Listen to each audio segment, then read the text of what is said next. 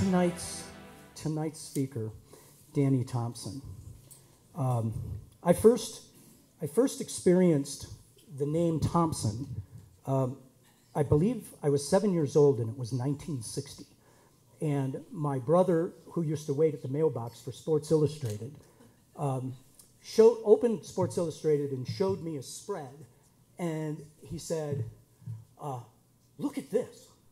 Tom was 10 or 11, I was 7.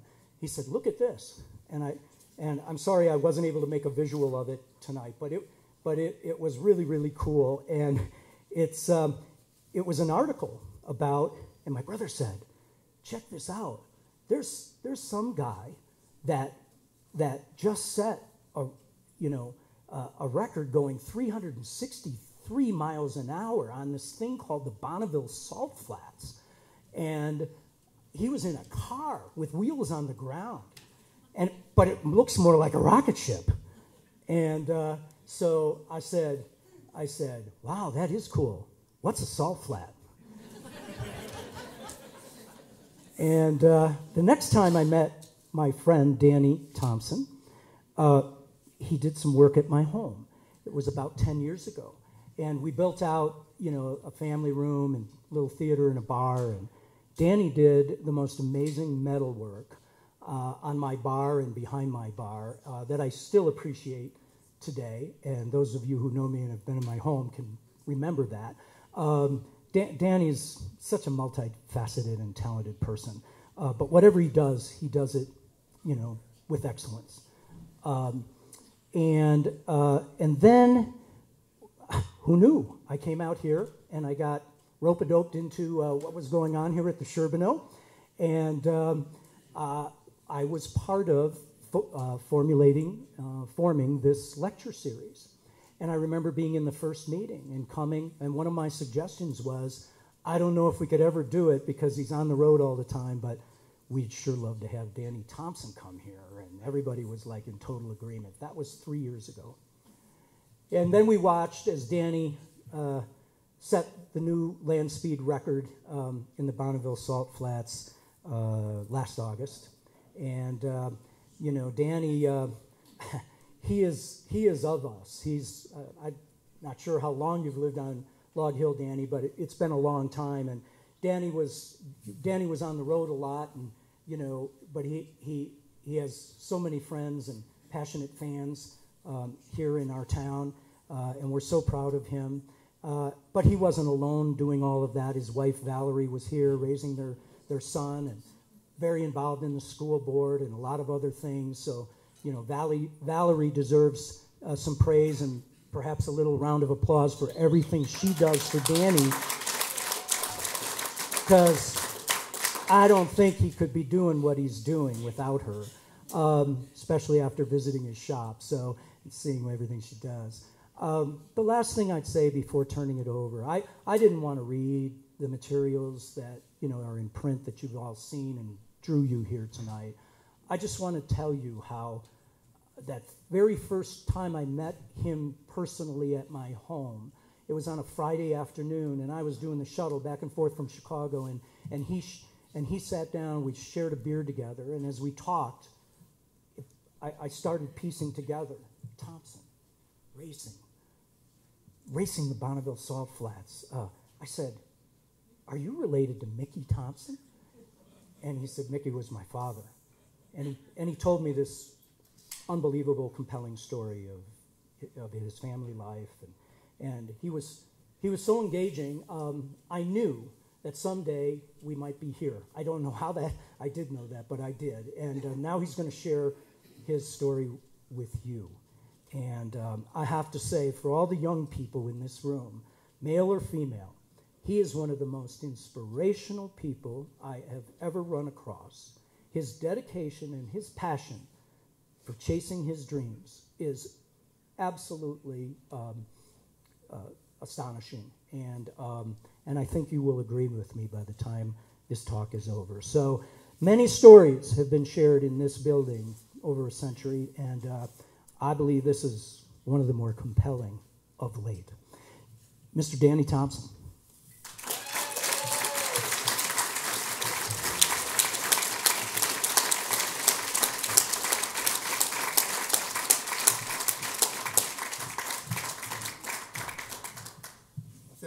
Jeff, that was very, very gracious, probably way, way too gracious. And thanks for inviting me here and keeping the Sherbino, said that wrong, going and keeping the history going. So it should be a fun night, I hope. It's going to be completely open. If you guys have any questions about anything during the deal, feel free to ask. Make it be very conversational in what we're doing. So I think we're just going to start with a video, and that'll kind of do an overlay of everything that's happening, and then we'll go on from there.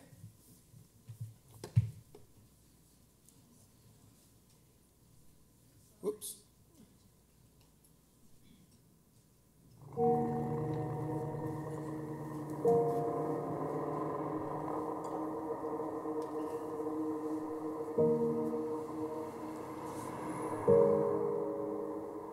Bonneville's what put my dad on the map, and it's what gave him his name and where he started all of this. My dad never got the official land speed record. He went 406 miles an hour in 1960. He was the first American to go over 400 miles an hour. But he broke on the return run.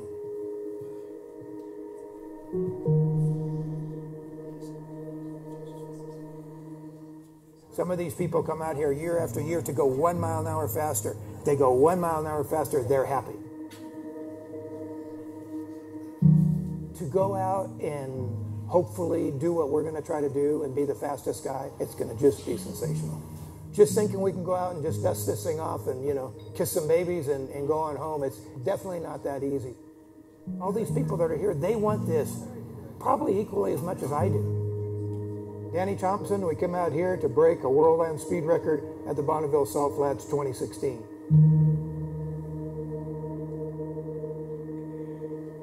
$582 days without Bonneville Salt Flats. Nice to be back.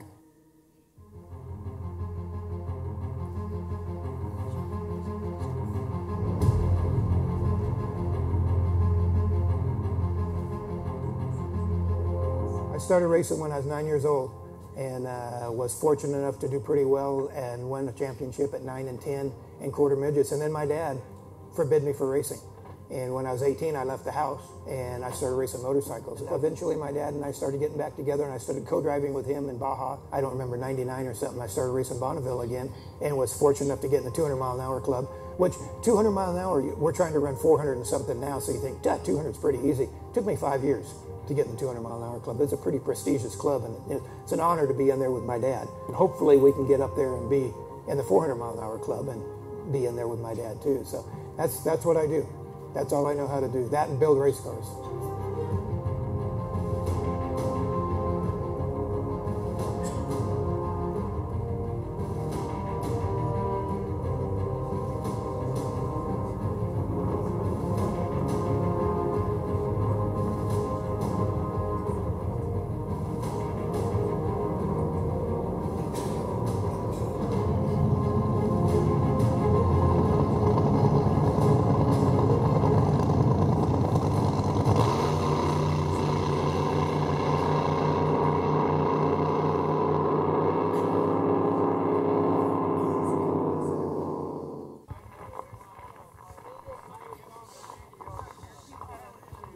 Tomorrow morning, now we get to go at 7 in the morning, so the course should be way better. It was a little soft today because of all the sun and pulling the water up out of the salt. The motors will run a little bit better because it'll be a little cooler. Some people say it didn't sound good, but the day they'll tell us whether it had a flat spot or not. So this is 7 years worth of work that just came to almost to a head. Tomorrow, if we make a return run tomorrow and come back, then I'll be pretty happy. I wanted to go faster, but you always want to go faster. Now we just gotta impound and do it again tomorrow. Yesterday morning's first pass was a little shaky. You had some butterflies for sure, because it had been 585 days, almost 2 years since we got to run. So there was a little bit of anticipation of how the car was going to drive, and the track was wet. Danny? I'm good. Stand on it, bro. Good drive, bro.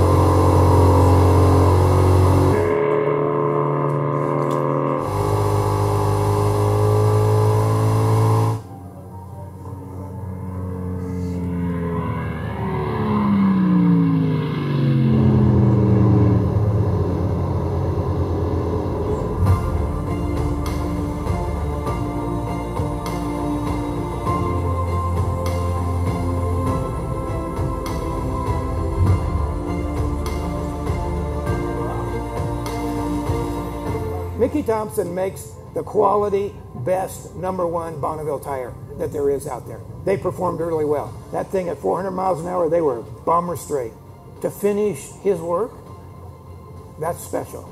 And for me to do it for Danny Thompson, for the Thompson family, for all of these guys, I mean, I can't even describe the emotion that all of that churns up and everything. This means so much.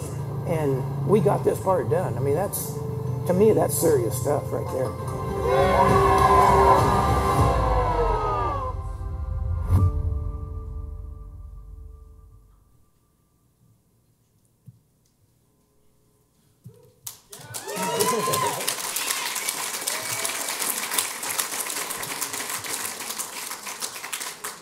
I don't know about you, but it gives me chills every time I look at it. I mean, the hair is just standing up right on my arms. So this is the place right here. It's the Bonneville Salt Flats. I mean, they've been racing up there since, I think, 1933.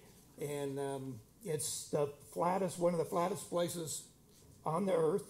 It's so flat up there you can actually see the curvature of the earth. And although it's flat, and it is certainly not smooth, it's kind of like driving on County Road 1 down to Montrose.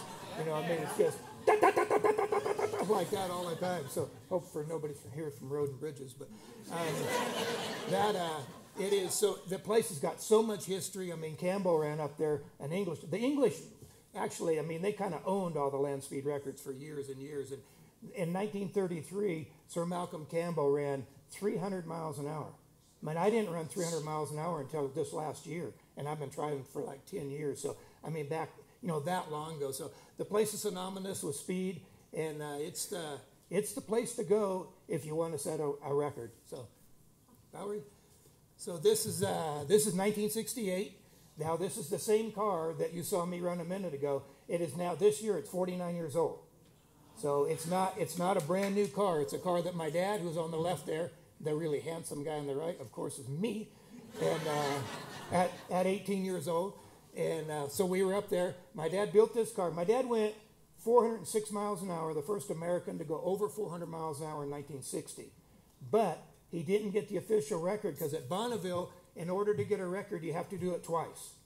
So and it's an average of the two runs. So you have to do it twice. My dad went 406.6 one way and broke on the return run, so he never officially got the record. But he was such a good PR guy, he never told anybody the part about not getting the official record. So he became famous because of that Bonneville run. That's what put my dad on the map. So that was my dad and me in 68. Now in 68, all I could do was watch. He wouldn't let me run. I couldn't ride in any of the cars. I couldn't go in any of the race cars. I could go in the tow vehicles, but he absolutely would not let me race at all. So it wasn't until I left home later that I started racing, and there was some there was some tension in the family, so to speak. That that's what I wanted to do, and he wanted me to be a lawyer, and that was not happening. So, I wanted to drive race cars. He wanted me to be a lawyer because he was so feisty and fought so much and got in so many fist fights. He wanted me to be a lawyer so I could bail him out all the time. Anyway, that didn't work out. So in 68, he built this car with a handful of California hot rodders, some of the best fabricators absolutely in the world, and built this car, got up there, went testing. Now, that was also the same year that the 1969 Mach 1 Mustang came out. My dad was with Ford, and so Ford designed the car. My dad guys built it at the shop, and part of the debut for the 69 Mustang was they took it up to Bonneville. And my dad set many, many, many endurance records. One of them ran 167 miles an hour for 24 hours, nonstop. So as a debut for the Mustang. And at the end of the summer, then it was to run the Autolite Special or the Challenger 2. And what happened, as you could see in that picture before, all the water around there, it got rain. And when it rains at the Bonneville Salt Flats, it's like if you take a cup of water and you pour it on your table at home, it spreads way out. And it's all wet. Well, that's what happens to Bonneville. Like right now at Bonneville, it's completely underwater. It's Lake Bonneville right now. So that car got rained out, and it went in a trailer, and got ready to come back the next year. Well, in 1969, Ford, General Motors, and Chrysler quit racing. Everybody quit racing. They said, win on Sunday, sell on Monday. That doesn't work anymore. So the bean counter shut them down. So that car went in a trailer and wasn't to be seen for many years. My dad went on to other things, Indianapolis cars, you know, and boats and planes and just about everything. Next, Valerie. And so then my dad came to me in 1968, and he said, 1988, and he said, I want to run this car again. And this was kind of the resurrection of my dad and I coming back together, and we were going to run this car together. He asked me, will you drive this car, you work on it, and I'll promote it and raise the sponsorship for it. And I said, wow, that would be the bitchinest thing in the entire world that would ever happen. Well, a month later, my dad got killed. And it was kind of like, this was going to be a father and son deal. It chokes me up. And I didn't want to do it without him. So the car went back in the trailer for 18 more years. It sat up here on this hill, on Log Hill, inside my shop, and sat there. And finally, I'm sitting on the couch, and it was the 50th year since my dad went 400 miles an hour. And I'm sitting there, and I'm talking to Valerie, and I go, you know, if I sit here and I don't do this, and I'm sitting on this couch when I'm 80, wondering, I wonder if I could do this. I wonder if I could have done that. And I said, nah, you know, we're going to go for this. So we're going to do this. So took the car down to L.A. because I had a lot of friends in the race car business down there. And this was the start of the resurrection. This here, so we took this car that at the time was 46 years old, 44 years old, whatever it was. And I thought I was going to run down there, take 1 year, put this thing together, go out there and kick everybody's ass and come on home. Well, that was a joke. 6 years later, it took me 6 years just to get the car back together to run. This is the absolute hardest thing that I've ever done in my entire life as far as fabrication. And you can't go ask anybody anything about this because there aren't other people that are doing it. And everything that you have to invent. This here is the back of the car. We cut the back of the car off, added 32 inches to it. Now, all those tanks and all that stuff, all that, we make all that from scratch. Everything's handmade out of flat sheets of metal. Next, Valerie. And so this is the resurrection of the car. That's actually me in the engine compartment. That's where the front engine sits. And I'm making throttle pedals and brake pedals. Everything had to be changed to fit me. And my dad ran what they call two single overhead cam Ford motors, 427s. He ran a normally aspirated one, which is like a regular engine, injected in the front, and a supercharged one in the back. Well, everything nowadays is bigger, badder, and everything. So I had to cut. You can see where all the frame rails on the top have been cut off. You can see right off of my right shoulder where there's that big kind of U-channel out. That's how much wider the engines that we run nowadays are. So I had to actually cut those frame rails out. So next, Valerie. So this is all. So now this is to the front of the car. Now this black thing across the front is the front axles where the wheels would bolt to each side of it. And my dad had what you call wagon wheel steering in it. And it's exactly the same as a little red wagon where you turn it and it turns like that. Well, they made that big illegal at Bonneville, so I had to come up with a different way. That took 7 months to figure out how to take. The car's only 36 inches wide in the front. I mean, that's not very wide. That has to have two wheels in it, a rear end in it, brakes, hubs, and all that stuff. So trying to figure all that out, I got some help. This guy named Tim Gibson, who was our engineer, came in, and it took him 7 months to draw this thing up to fit it. And all of the people, not all of the people, there was 3 of us that were full-time on this car. For me, just the first 3 years I was down there, I was by myself because we didn't have any money, so I was just working on it slowly. And then I got Frankie Hannerhan and a guy named Lou Anderson to come help, and these guys were absolutely magic. And we had this big circle of people that were kind of watching from the outside, seeing, because to be honest, nobody thought I could do it. I mean, there's only been 12 people in the world ever to go over 400 miles an hour in a piston car. I'm the 12th one, which I'm very fortunate of. But so we had a lot of big time racers and stuff, and they were watching. They kind of wanted to help, but they didn't think it was going to happen. So anyway, we started getting it together, and the more we got, closer we got, the more this kind of group kind of came together, and then now we got such a fantastic group.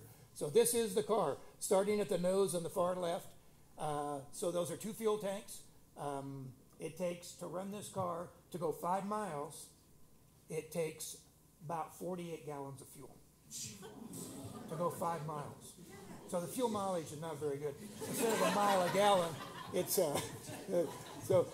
and it's nitromethane. It's the most volatile, bitchin' stuff in the whole world, and it makes horsepower. I mean, it makes horsepower. Makes you cry. Oh, it's good stuff. Anyway, right behind the fuel tanks, that's the front tire. And then you go into, you can see the blue and the pipes coming out. That's the front engine. Now, this thing's 2-engine. Each engine makes between 25 and 2,800 horsepower. And I get to sit in between them, so I'm basically a 5,000 horsepower sandwich. So that's a pretty good feeling. So, now, the front engine, well, let's go to the rear engine. So the rear engine is kind of conventional. So you got rear engine, then you got the clutches, and then you got transmission and rear end. Now, if you take the same combination and you turn it backwards, that's what's in the front.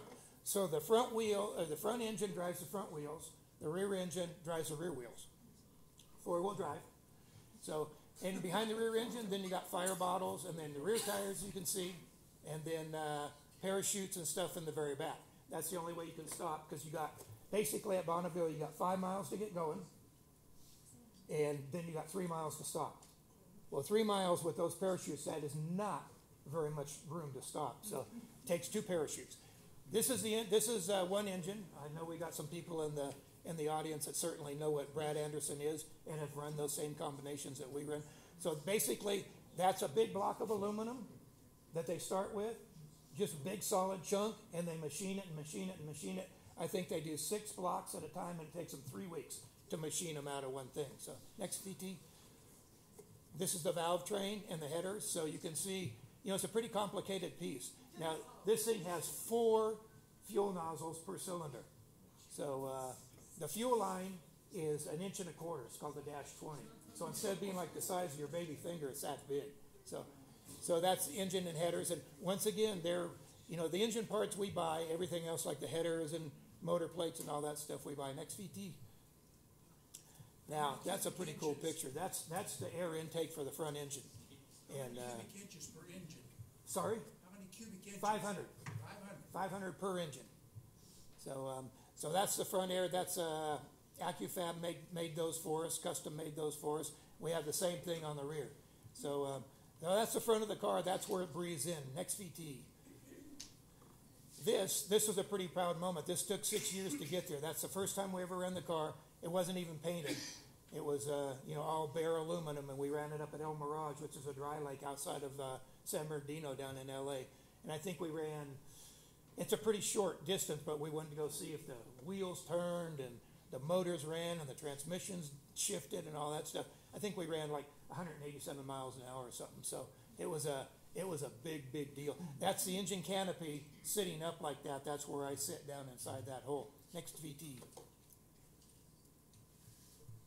Okay, so one thing about Bonneville and this type of a car at Bonneville, you can't really go test anywhere. We got to test at El Mirage, but on a short place. So at Bonneville, basically, when you get in the car, you better be ready. And you better stand on the gas or you better go home. So this was the first time we ran a 5-mile run. This is 392 miles an hour, and I pulled the parachutes, and the fire extinguishers went off. That's what I couldn't see. I think we got a short little video for that next, VT. I was approaching the 390-mile-an-hour mark, both hands on the wheel, and the fire bottles go off, and there's absolutely no vision. Not being able to see is every driver's worst nightmare.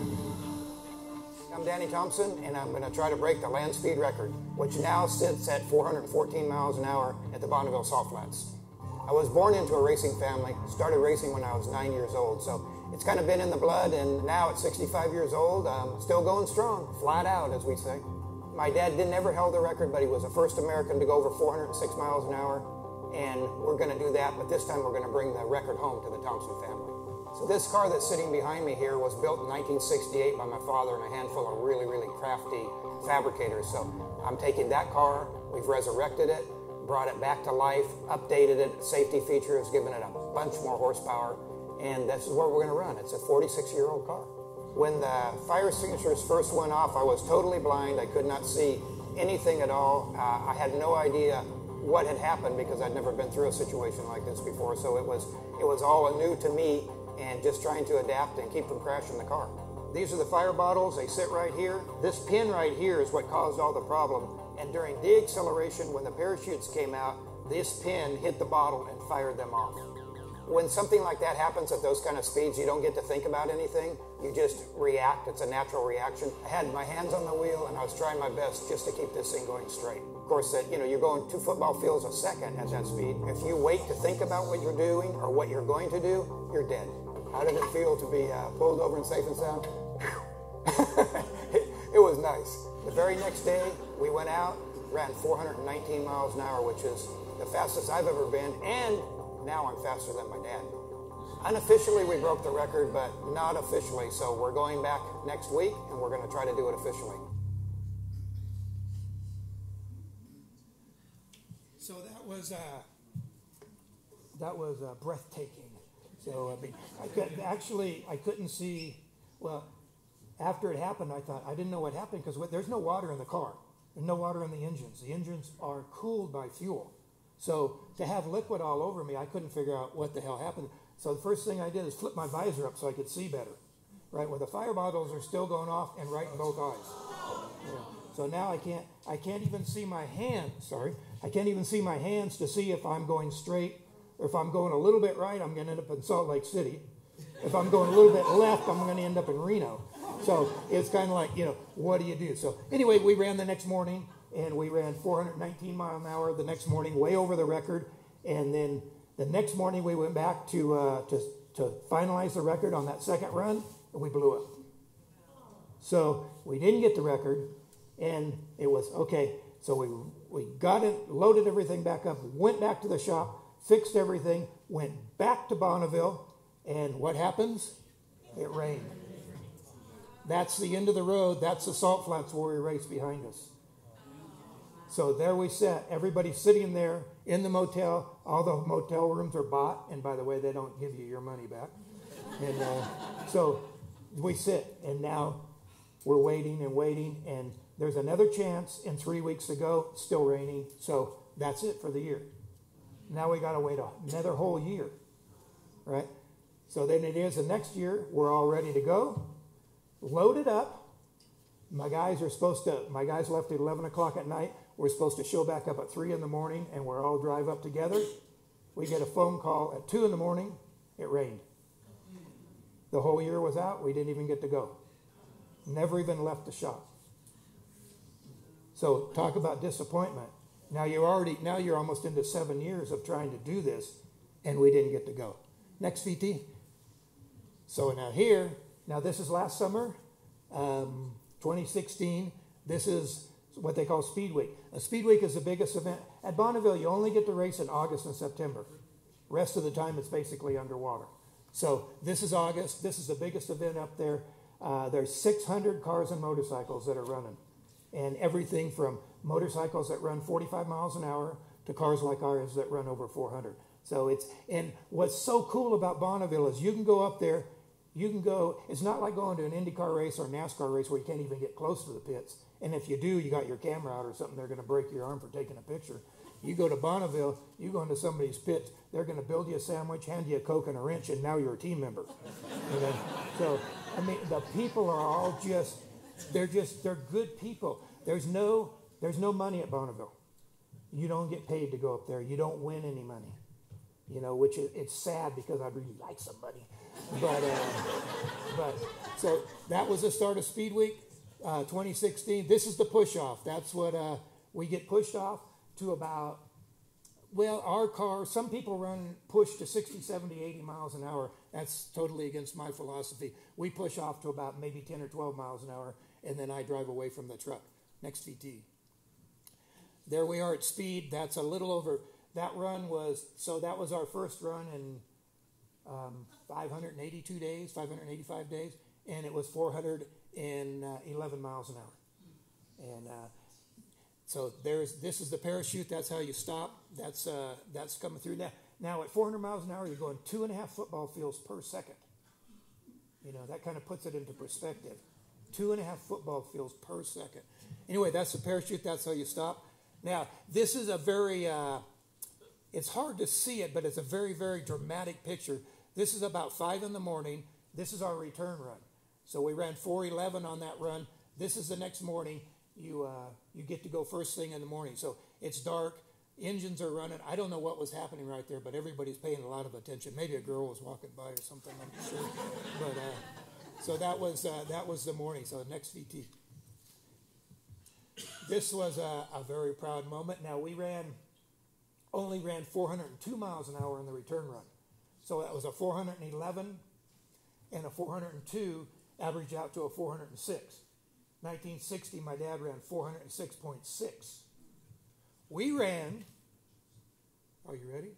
406.7. After 60 years, I kicked the old man's ass by 1/10 of a mile an hour. So, anyway, it was proud. There's my lovely wife, Valerie, and we were happy. We were very, very happy. So, anyway, Valerie's back there running that machine, and that's her on the right of me there. This lady is absolutely amazing. She sticks by me. Last week, she said, I need something to do, because she's working on the car with me every day, because we don't have any money to hire our crew back. So it's just her and I up on Log Hill. She said, I need something to do. I said, you need to dismount those tires. Right? And she goes, show me how. I did, and bam, blew them all apart. You know, so anything, she's just, you know. She's by my side all the time, and she's absolutely amazing, and I love her to death. Okay, so I said you don't get anything at Bonneville. You get two things. You get a trophy that's about this big, and if you go 400 miles an hour, you get a black hat. So there's, right now, I think, alive, I think there's 4 of us that have those black hats. So it's a pretty happy and proud thing. So, KVT. This is a shot that Travis took. He took a drone up there, and so the next race after Bonneville, we set a national record at Bonneville at 406 miles an hour. Then you go for what they call a world record. Now, a world record, you have to make those 2 runs that we were talking about, but for the world record, you have to do it all within 1 hour. So in our case, we have to go down, then we have a pit stop, right? So we have to put 45 gallons of fuel in it, have to change 32 spark plugs, adjust the valves in both engines. We have to change oil in both engines, oil in both oil tanks, and change 4 tires and pack 2 parachutes. And that hour starts when you first cross the line, and it finishes when you cross the line going the other way. So it's the stupidest rule in the entire world. Dangerous. The motorcycles get 2 hours. You know, so anyway, this was right after we set the record. We didn't go celebrate. We started practicing, and this was our practice. And we had it down to 23 minutes to change everything. So this is an aerial picture of that practice. Next VT. Okay, so on this run, you have, instead of having 5 miles to get going, and they time you between the 2 and the 3, the 3 and the 4, and the 4 and the 5 mile mark. Of course, our speed's going to be the fastest at the 5. So, but FIA, you only get 1 mile, and it's in the middle. And you go one direction, you turn around and come back the other direction. So we take off. Now, we're pumped because we got the record before. So we're on it. Now, we're at 415 miles an hour, and we're at the 4 1/4. The traps start at the 5. So we got 3/4 of a mile more to go before the first timing trap. And we're already at 415 miles an hour. And that's when things went to hell. So the dry shaft broke. The dry shaft came out, took the tire out.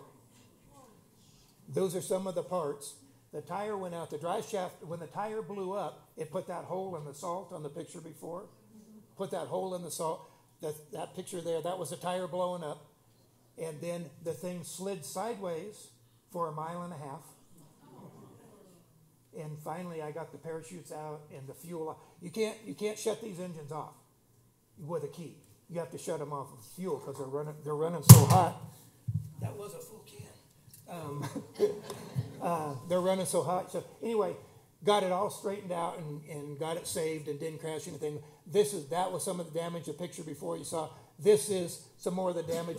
The drive shaft actually came out, took the tire out, came outside the car, went back in the car. Now, the only way it can come back in the car is if the car is sideways. Then it's got a big enough target. Went back in the car, took pieces of the frame rail out, took the air jacks out, went back out of the car again, came back in and took the oil tank out.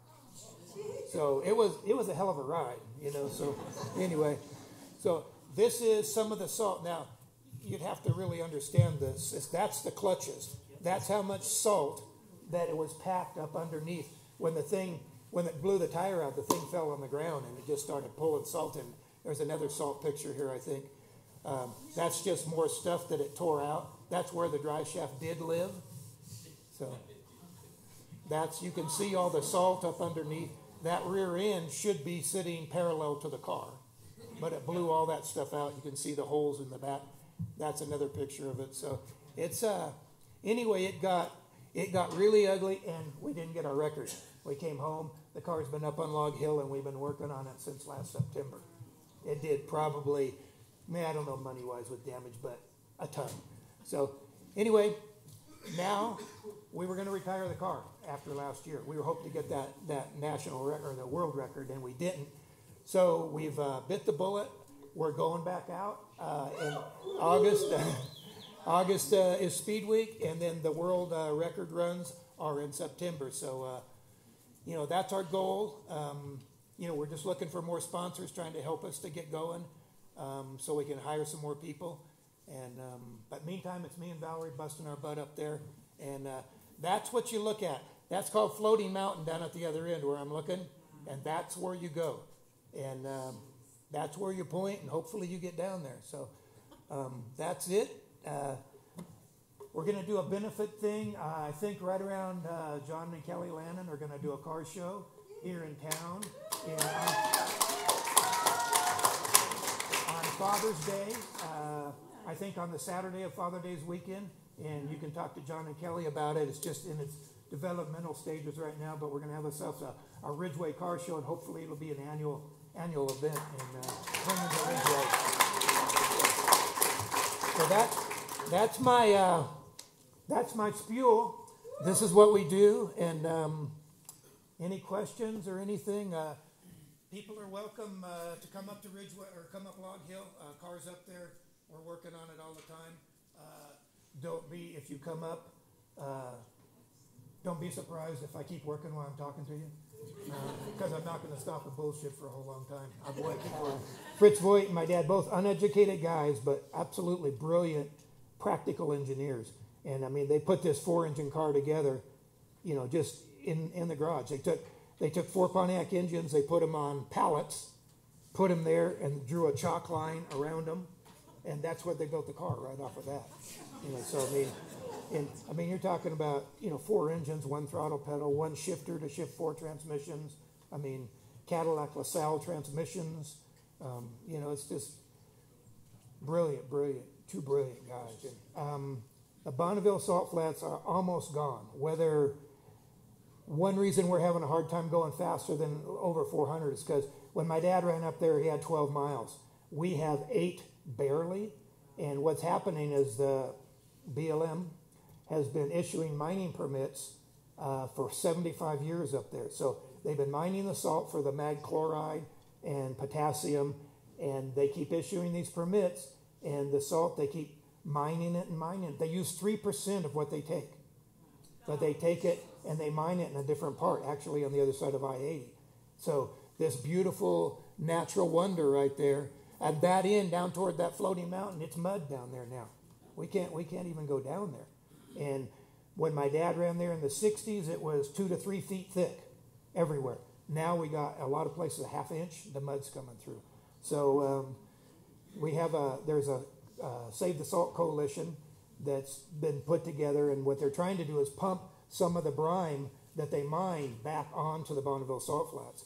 And they're supposed to, if you take a pound of salt off, you better put 1.25 pounds back on. They're taking 1 pound off and they're putting back on 2 or 3 ounces. So 75 years they've basically ruined it, and it doesn't look like it's gonna stop. So it's sad. It's really, really sad. So yeah. So Bonneville's where the tradition is. It's where my dad did it. It's where so many records have been broke. So Bonneville's the place that you got to do it. So we get 2,500 horsepower, 2,800 horsepower each now. The front motor, when my dad ran, had 600 horsepower, and the rear motor had 1,200. So he had 1,800 total. So we got way more than that per engine. So which is really good, but you still got to be able to manage that horsepower, and you got to get traction. Now we only got 4-inch wide tires. That's not very wide of a tire, and trying to get that thing to not slip. And it's got 100 pounds of air in it. So the initial spring rate is just, like I said, it's like going down County Road 1. So. What brought you to Ridgeway originally? Wow. We were Telluride first, skiing. I love skiing. So I can even out-ski the discos on the way, on the way up the chair. I ran out of talent at the top. Now skiing and we just like it here. And my wife was very involved, like we said earlier, in the school board and that stuff. So we like Ridgeway. So the whole run basically takes us about 82 seconds. So it's about 60 seconds of on the throttle, and then hopefully, if everything's working exactly right after I get off that push truck, I can just ease into the throttle and get full throttle. And if everything's right, then I don't have to lift. But that doesn't happen all the time, because as soon as you get a little bit of wheel slip, you gotta back off the throttle, let the tires stop spinning. But if you're already going fast, you're covering 2.5 football fields per second. You've almost, if you have to back off for very long, you've blown that run, and you're not going to get the speed you want. So 80 something seconds is by the time the parachutes are out and by the time you stop. So, and that parachute deal, and we've blown 2 parachutes out at over 400 miles an hour. And the first time it happens, it's like when the parachute comes out, it's like somebody taking a paddle and hitting you in the back of the head. But it's the greatest feeling in the world, because you're going to stop. So it's really, really good. But so the first time the parachute went out, I got that feeling. I said, "Oh man, nice!" And then all of a sudden, the car felt like it started accelerating again. And I'm thinking, did I freak out here? And my foot's still on the throttle, and I'm trying to go through all this stuff as you're going 2.5 football fields a second, and you realize the parachute broke. So you have to get to the reserve chute, and you got to hit the second one. But you can't waste too much time, because you only got that 3 miles to stop. And last year they had the course pointing at one of the dikes that they mined the salt off of. So if you got past the 8-mile mark, you were going to hit this dike, and you weren't going to come down until you got to Wyoming. So my dad started racing at the Dry Lakes up at El Mirage in the 40s. And so my dad pretty much there wasn't too much he didn't do in racing, between drag racing, Bonneville racing, Indianapolis racing, boat racing, and a promoter. I mean, he built Lyons Drag Strip, which was one of the most noted drag strips in the United States. He built that when he was 27 years old. And he was a guy, he was a mechanic, worked at the Los Angeles Times as a pressman. And in fact, he was working at the LA Times when he built Lyons Drag Strip. But he was just one of those guys, head down, could promote anything. I mean, promoted the Supercross races, started the off-road races. It was, we were racing Baja, and I forget what year it was, but we ran, the first 110 miles was on the asphalt. And so we started the race, and Parnelli Jones and my dad, they butted heads. They were both, top of their game. And so my dad bet Parnelli $500 that we could beat him to Camelot, which was 110 miles down on the asphalt. We started the race in a Chevrolet pickup with 4 drag race tires on the car. This is Baja, but it was the asphalt, and my dad was not going to lose to Parnelli. And we beat him. We beat him down to there, but by the time we got to El Rosario, Parnelli passed us, and he ended up winning the race. And I think we finished second class or something. But during this race, so we're going down into El Rosario, and this is when Parnelli passes us. And he comes up and he just knocks into the back of us really hard. And my dad's going, "Where is he? Where is he?" So now I got my seatbelts off, right? And I'm turned backwards, and I'm looking to see where Parnelli is. I say, "He's on the right. He's on the left." And my dad's going, "Arr, arr." He's not going to let Parnelli pass him no matter what. He's gonna put Parnelli upside down. And then probably get out in the fist fight after that. But so we're, I'm doing the color commentation in there. He's on the right, he's on the left, and finally Parnelli, I say, he's upside down, and Parnelli's sliding upside down, passing us upside down, right, and hits a rock and bounces back up on the wheels and goes on and wins the race. Right. So now my dad, after that, my dad's junk. We're running off the road. We're going slow. I'm going, "What is wrong with you?" And he stops and he goes, "I got this idea." And I'm going, "How about let's finish the race and then think about the idea?" Anyway, that's when he came up with stadium racing. He said, "This was the nicest show." He says, "Just people have got to see this. Jackrabbits are the only people that see this. Jackrabbits and snakes. We got to show this to people." Well, right after that, it was the next month, my dad came up with a Riverside first short course race. And then after that, the Mickey Thompson Entertainment Group Stadium Off-Road Series. And it was but my dad was always thinking, always coming up with this thing. And it came up to me, we were putting 65,000 people inside stadiums watching Baja cars and trucks race inside the LA Coliseum.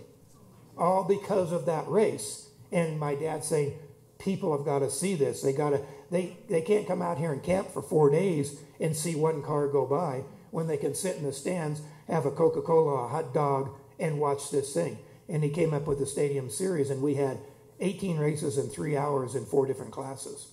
And it was just top-notch entertainment. But that was just my dad. Those are the kind of things that my dad would come up with, for whatever, promotion of whatever it was. So anyway, he was a hell of a man. So thank you. You're welcome. So,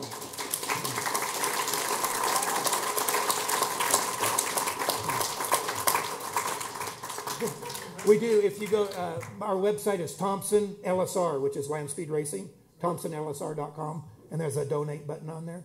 Great. And we appreciate anything. And it's so funny because the financing of this deal is the absolute hardest thing of all.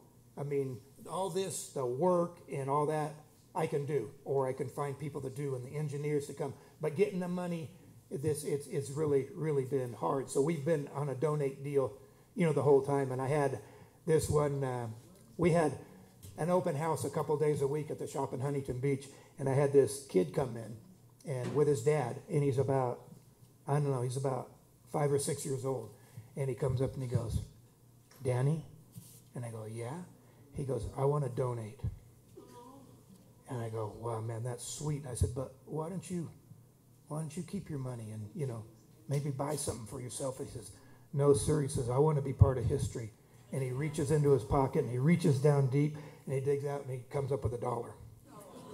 And I just hugged this kid because that meant a lot, So, but that's how this deal works. We don't have any big sponsors. We just keep working at it, and it's about passion. This is about passion. My wife's about passion. That's how we make this thing happen. People said we couldn't do it, and I guess I'm too stupid to quit. Too stupid to quit. So.